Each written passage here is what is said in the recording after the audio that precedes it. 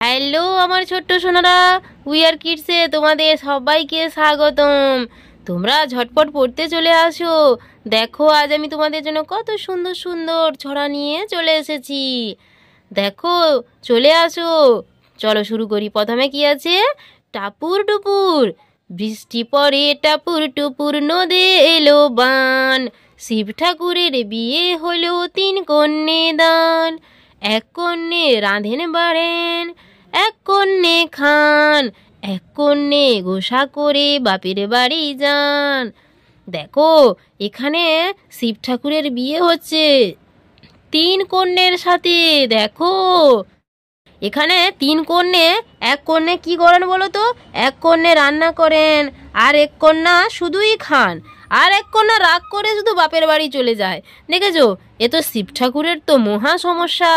দেখেছো, সবার কি ভীষণ ভীষণ রাগ করে বেড়ায় এরা। চলো এরপরে কি আছে? দিগনগরের বুড়ি, দিগনগরের বুড়ি এলো 3টি মেয়ে মুঠোয় ধরে। একটি সেঁকে, একটি বাড়ে, একটি ভালো রান্না করে।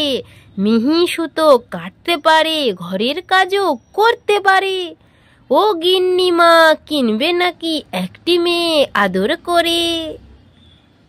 দেখো, এই হলো দিগনগরের বুড়ি।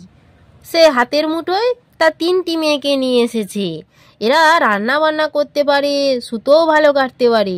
এই জন্য এই বুড়িটি বলছে, এই যে গিন্নিকে বলছে, একটি মেয়ে সে কিনবে নাকি।